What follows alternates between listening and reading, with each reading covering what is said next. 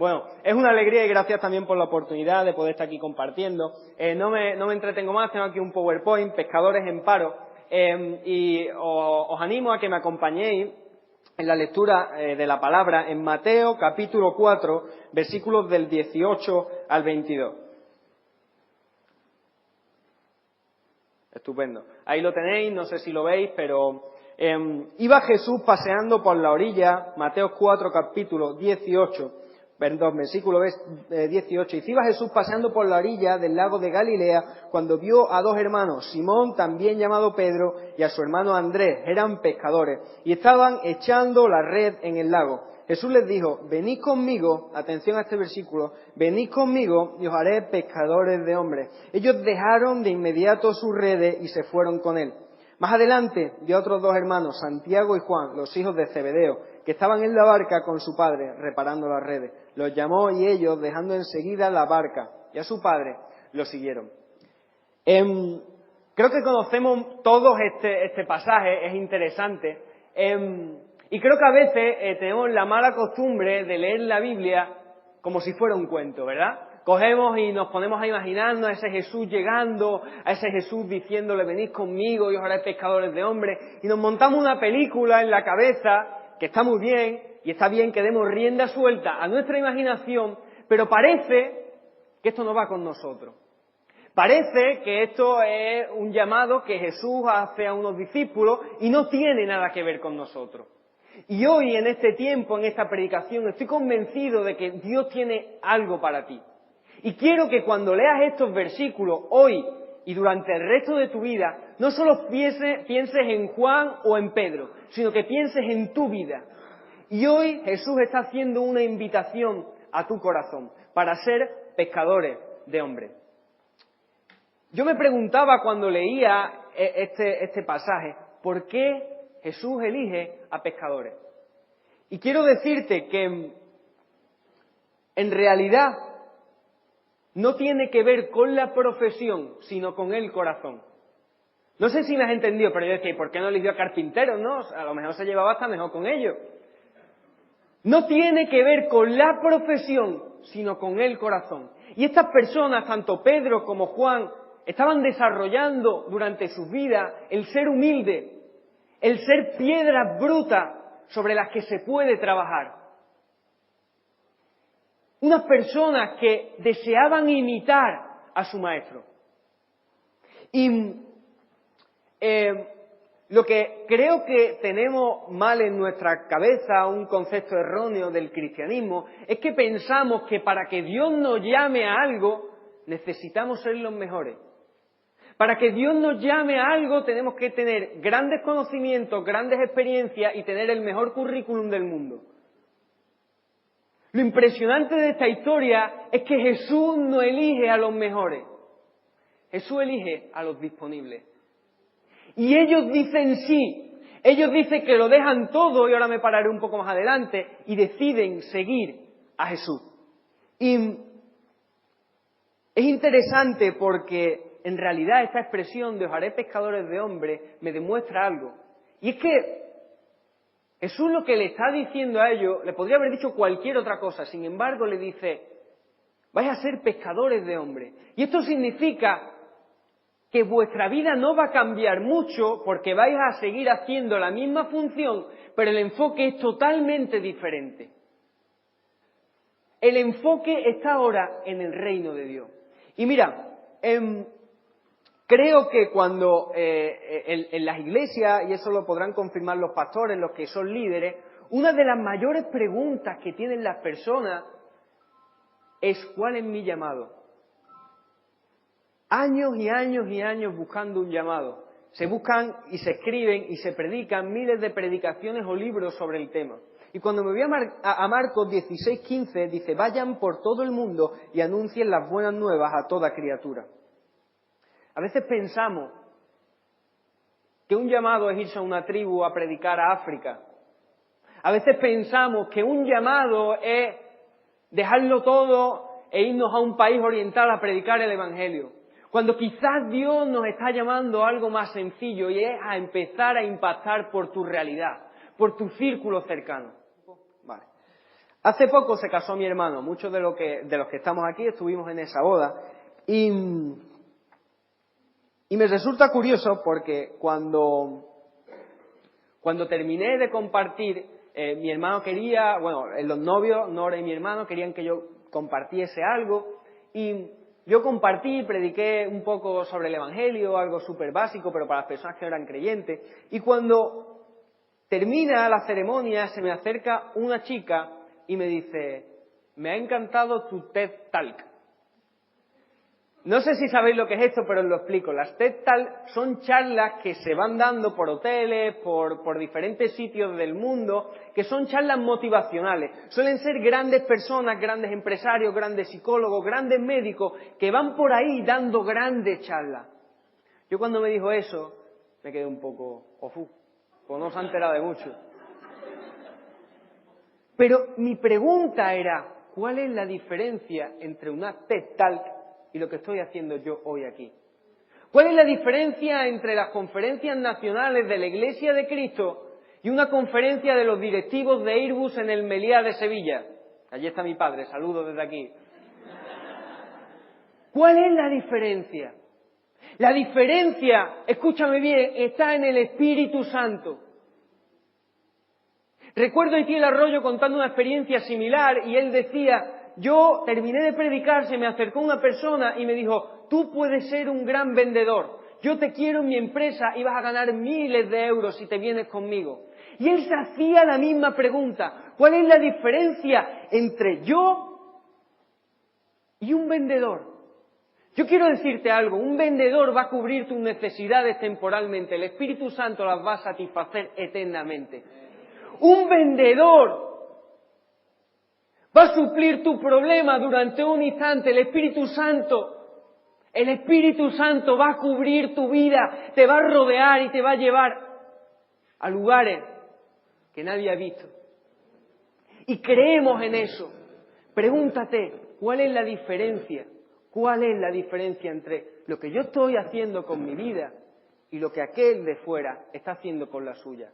La diferencia está en el Espíritu Santo, y si no tenemos una relación con Él, es imposible impactar, es imposible ser pescadores de hombres y seguiremos siendo pescadores en paro. Y el conocimiento de la cultura y la persona. Mira, vamos a seguir siendo pescadores en paro si desconocemos la cultura.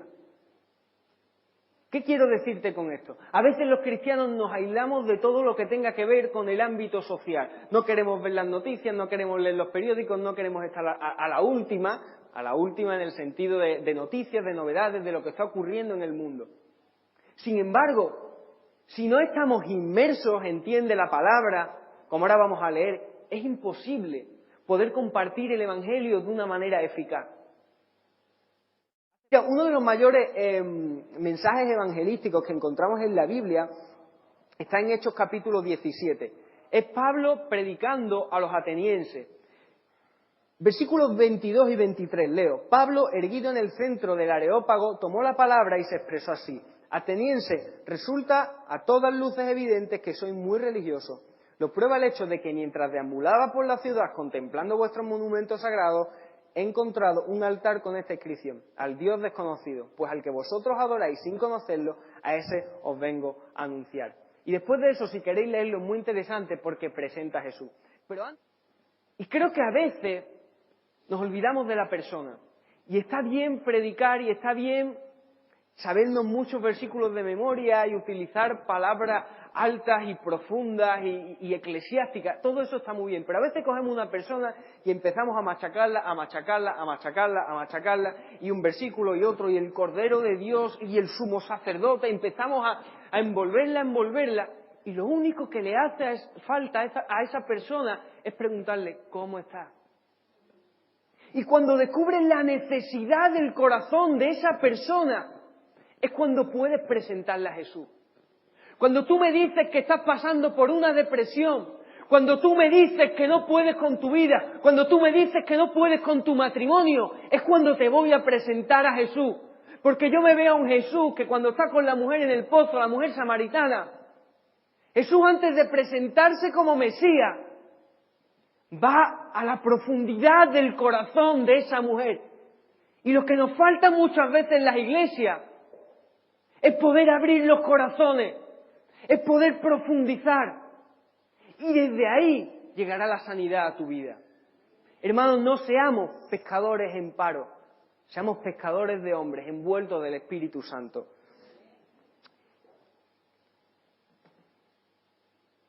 ¿Cómo se va el tiempo, Mira, dice también, en esto que hemos leído, en Mateo 4, dice que lo dejaron todo. Ellos dejaron de inmediato sus redes y se fueron con él. Después Santiago y Juan dice que dejaron enseguida la barca y lo siguieron. Me parece interesante porque lo que hay ahí, aunque no se vea, es una red. Y quiero decirte que no podemos ser pescadores de hombres con la red de pescadores de peces. ¿Qué quiero decirte? Quiero decirte que en muchas ocasiones nos encontramos aferrados al pasado. Nos encontramos atados de pies y manos a cosas que nos siguen persiguiendo. Y el dejar la red y la barca como lo hicieron los discípulos no tiene tanto que ver con una cuestión física. O sea, no tiene que ver con esto, lo dejo aquí y se acabó. Tiene más bien que ver con una cuestión mental y espiritual. Es dejar todo atrás, aprovechando obviamente la experiencia porque sabemos que Dios todo lo usa para bien, pero sabiendo que ahora el enfoque está en el reino. Y yo sé que muchos de nosotros hoy, de los que estamos aquí, podemos estar arrastrando cosas incompatibles con el llamado de Dios a nuestra vida. Y esto suena duro, pero es la realidad. Cosas que son incompatibles con el llamado de Dios a nuestra vida. Y me recuerda al pueblo de Israel. Un pueblo de Israel, atención, creo que todos no sabemos la historia. Un pueblo de Israel que físicamente estaba en libertad. Sin embargo, espiritualmente seguía esclavizado a Egipto. Su cuerpo estaba en dirección y apuntando hacia la tierra prometida, pero su corazón todavía permanecía esclavo a Egipto. ¿Cuántos de nosotros nos sentimos hoy así? Que venimos a unas conferencias, vamos los domingos a la iglesia, estamos en 3 ministerios diferentes, pero aún así, aunque nuestro físico esté en el lugar correcto, nuestra mente, nuestro corazón y nuestra alma siguen esclavizados a algo del pasado. Hoy es el día de libertad, hoy es el día de salvación, hoy es el día en que el Espíritu Santo quiere revelar cosas a tu vida. Y a veces, esto creo que es importante, y paso al siguiente punto, pero a veces Dios te exige, escúchame bien porque esto es para ti, a veces Dios te exige que dejes a un lado cosas que verdaderamente amas. Sé que esto es complicado, a mí me cuesta también entenderlo, pero yo me encuentro en Génesis 22, capítulo 2, que Jehová le dice, ahora sacrifícame a tu hijo, sí, a ese que tanto amas. Entrégame a tu hijo, sí, a ese que tanto ama. Sacrifícame y entrégame eso que te está atando. Sí, sé que lo ama, pero entrégamelo. Yo creo en los milagros, creo en un Dios de fidelidad y creo que Dios hoy puede traer restauración a tu vida. Y quiero hablarte de los 2 secretos, que en verdad no son secretos porque lo sabe todo el mundo, pero los 2 secretos de la evangelización. Y uno de ellos es la intimidad. Mira, es interesante porque creo que todos somos conscientes de que yo no puedo hablar de alguien al que no conozco. O sea, aquí está Salva, siempre te pongo de ejemplo, creo que en 7 conferencias diferentes. Si yo no conozco a Salva, yo no puedo predicarle a mi tía Chari de Salva. No sé si lo estáis entendiendo. Si yo no conozco a Juan Antonio Monroy y no me siento con él a comer, que todavía está pendiente eso, pero si no me siento con él a comer, yo no puedo hablarle a mi abuela de Juan Antonio Monroy. Y creo que es muy difícil predicar a Jesús si no lo conocemos y no tenemos intimidad con él. El mayor problema del siglo XXI, uno de los mayores problemas, no me pillo los dedos, es la intimidad. Los matrimonios están siendo destruidos por la intimidad, porque si tú trabajas 12 horas y el otro otras 12, ¿cuándo encuentras tiempo para poder profundizar en la relación? ¿Cuándo puedes cuidar la relación que tienes con tu amigo? ¿Cuándo puedes tener intimidad en las relaciones? Dios está demandando también hoy eso, quiere una intimidad contigo, porque resulta que en este pasaje que hemos leído, mira, yo me imagino a Jesús de verdad diciendo, mira, ¿qué os parece a los discípulos, ¿vale? Imaginaros, ¿qué os parece si nos vemos todos los días en la barquita de 4 de la tarde a 8 de la tarde? Os doy unas enseñanzas y cada uno para su casa. Un poco raro, ¿no? ¿Podría haber sido posible? Un poco raro. Jesús no dice vamos a vernos unas horitas al día. Jesús coge a los discípulos y dice, venid conmigo. ¿Sabes por qué? Porque vosotros vais a llorar conmigo, vosotros vais a reír conmigo, vosotros vais a comer, cenar y merendar conmigo, vosotros vais a vivir conmigo, vais a estar pegados, vais a estar al lado, si no es imposible predicarme a mí, es imposible. Y Dios está demandando hoy que no echemos un ratito, 2 horas de un domingo, ni 1 hora los sábados, ni el culto de oración los viernes o los jueves o cuando sea, sino que vivamos con Él. Y el segundo punto es la oración. Mira, yo tengo que reconocer algo que, bueno, quizás después de esto no me invitan más y me echan de la iglesia y todas esas cosas, de la alabanza y todo. Pero es verdad que hay ciertos temas que cuando se predican, yo desconecto automáticamente. ¿Por qué? Porque muchas veces es que he escuchado 40 veces predicar sobre la oración, ¿no? Y tú dices, wow, otra vez. Y mi mente desconecta. Sin embargo, Dios me está hablando ahora sobre la oración. Me está hablando de una manera real, fuerte, sobre la importancia de la oración. Y no desconectes en este punto, que yo si estuviera ahí a lo mejor ya lo hubiese hecho, pero no desconectes. Porque quiero decirte que sin la oración no hay milagro, sin la oración no hay visión, sin la oración no hay buenas decisiones, sin la oración no hay evangelización, sin la oración no hay iglesia, sin oración seguiremos siendo pescadores en paro. Y yo me voy a la Biblia y leo en Daniel 6:10, allí se arrodilló y se puso a orar y a alabar a Dios, pues tenía por costumbre orar 3 veces al día. Leo a David en los Salmos y dice, me anticipé al alba y clamé, esperé en tu palabra. Leo en Marcos 1:35, levantándose muy de mañana, está hablando de Jesús, siendo aún muy oscuro, salió y se fue a un lugar desierto y allí oraba. ¿Has probado orar de madrugada como lo hacía Jesús? ¡Wow! Echa a este tío de aquí, no, que no diga esas cosas. ¿Cómo? ¿Orar durante horas? No, fuera. Quizás Dios nos está demandando un poco más. Quizás tenemos que dar un salto a otro plano espiritual. Jesús oraba de madrugada. ¿Por qué no lo hacemos? ¿Por qué no oramos durante horas? ¿Es aburrido? Bueno, depende cómo lo veas. ¿Es más complicado que estar ensayando la alabanza? Creo que sí. Pero Jesús nos está demandando hoy que seamos firmes y fieles en la oración, que hagamos sacrificios, y entiéndeme, sacrificios también en esto.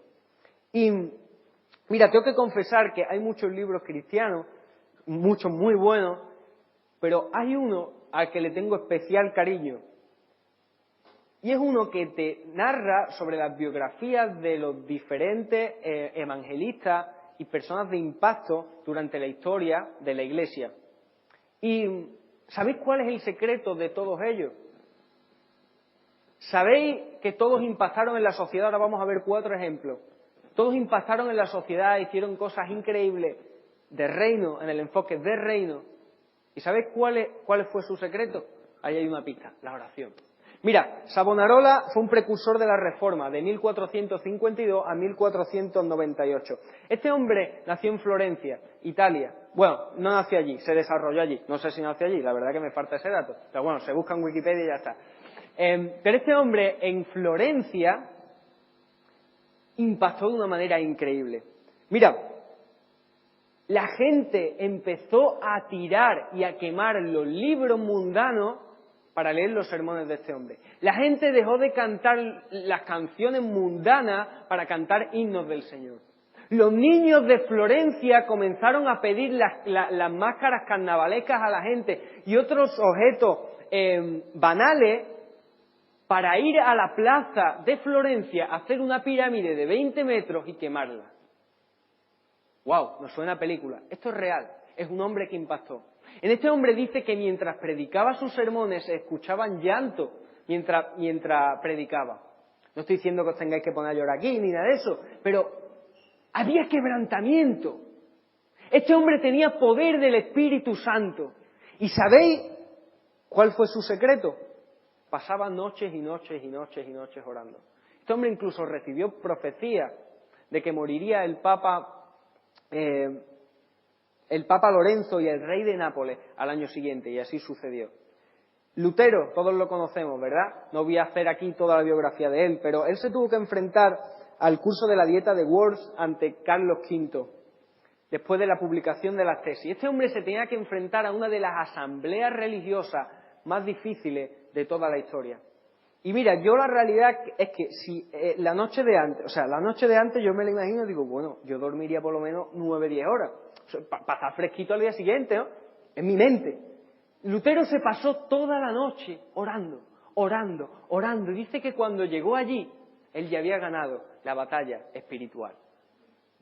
Y si veo a Charles Finney, 1792-1875, fue el restauracionista más importante de Estados Unidos. Este hombre se pegaba de 4 a 8 de la mañana orando cada día. Nos vemos lejos, ¿verdad? Yo desde luego me veo lejos de este hombre. Bueno, este hombre fue un hito, fue un referente en Estados Unidos para llevar la reforma. Y se cuenta, él en una de las iglesias en las que estuvo, dice que tuvieron durante 13 años avivamiento, lo sentían todos los miembros que tenían un avivamiento real en la iglesia. Dice que de repente un día notaron todos que durante 2 semanas ese avivamiento se había fumado. Y todos comenzaron a preocuparse porque era un sentir general. Cuenta este hombre que de repente se levanta un hombre en la última fila llorando y decía, la culpa es mía.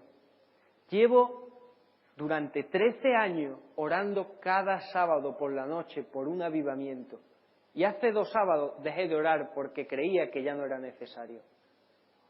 Creemos en el avivamiento, creemos en el poder de la oración, creemos en el Espíritu Santo. A veces parece que vivimos en nuestras iglesias como pescadores en paro. Y 6 minutos. Juan Knox, líder de la Reforma en Escocia, otro hombre, no me paro, pero él decía, dame Escocia o me muero. Pasaba noches y noches y noches enteras orando. Y ya terminando, yo me paraba y decía, a veces cuando predicamos sobre el evangelismo, lo que hacemos es pegar una charla, una riña. ¿Cuántas veces nos hemos sentido que nos están riñendo? Porque no estás evangelizando, porque no estás evangelizando. No he querido en ningún momento transmitir este mensaje con ese espíritu, sino que quiero transmitir este mensaje como sí se puede, como necesitamos un avivamiento y depende de ti. No, es que mis pastores, no, es que mis ancianos, no, depende de ti. Claro que tenemos que iniciar proyectos a nivel evangelístico, claro que ese ministerio dentro de la iglesia tiene que estar activo, pero el cambio empieza en ti. Así que tenemos que ser conscientes de esto. Y yo espero que cuando leamos la próxima vez Mateo 4, capítulo 4, versículos 18 al 22, lo leamos como si Jesús estuviese dirigiendo a nosotros y nos dijese, tú eres el pescador de hombres. Vamos a poner una canción, ¿me da tiempo? Sí. Pero antes leo Mateo 5, versículo 13. Vosotros sois la sal de la tierra, pero si la sal se desvaneciere, ¿con qué será salada? No sirve más para nada, sino para ser echada fuera y hollada por los hombres. Iglesia, la realidad es que hemos perdido la identidad. Hemos perdido la identidad de sal. Y ahora en nuestras iglesias, en vez de evangelizar, lo que hacemos es perdernos en egos y estructuras. En si la salvación se pierde o no, en si la mujer puede predicar o no, en si los instrumentos sí o no, en miles de debates que muchas veces no llegan a ningún sitio. Y nos hemos olvidado de que el enfoque de Jesús no estaba en nada de eso. El enfoque de Jesús está en los corazones de miles de personas que están al cruzar esas puertas. Así que reenfoquémonos y entendamos, seamos conscientes que si la sal ya no sala, Lo siento, pero apagar las luces y vámonos. Vamos a escuchar una canción, comentaré una cosa rápida, oramos y cerramos, ¿vale?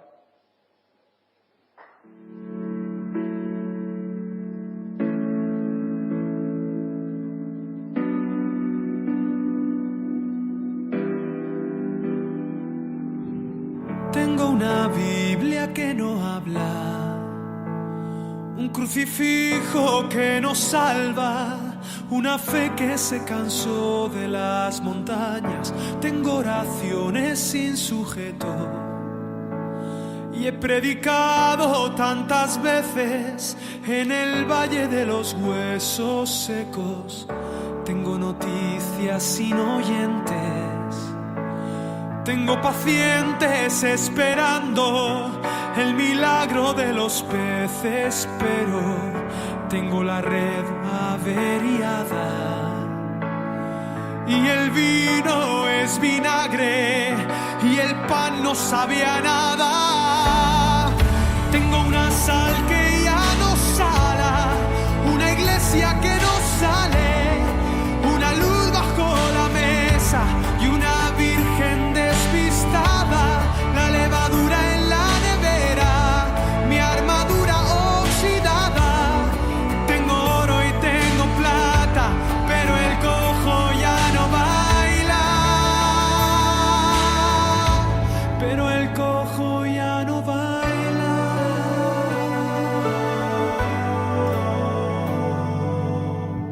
Tengo victorias derrotadas, gente en el templo destemplada, misioneros encerrados en sus casas.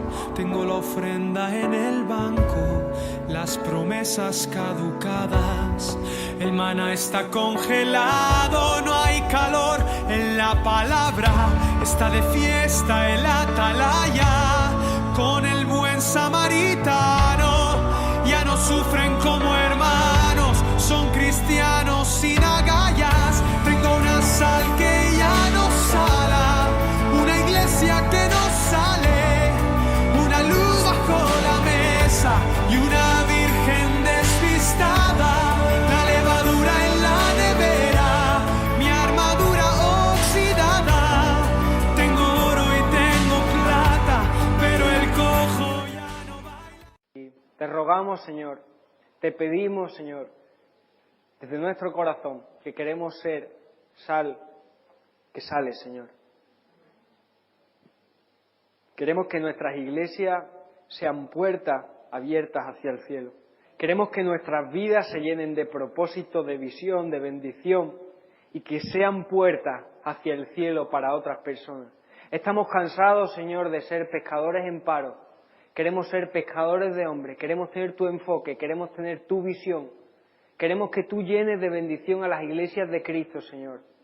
Que tú, Padre, toques a los líderes, a los responsables, a los pastores, a los ancianos, a los diáconos, Señor, y tengamos visión de reino. Que podamos sentirte, que podamos vivirte, que tengamos una relación íntima y personal con el Espíritu Santo, que seamos conscientes de que con nuestro conocimiento, con nuestras palabras, no podemos hacer nada, Señor. Solo en tu poder, en tu promesa y en tu palabra, Señor. En ese mismo poder, en el poder del nombre de Jesús, te pedimos todo esto. Amén. Amén.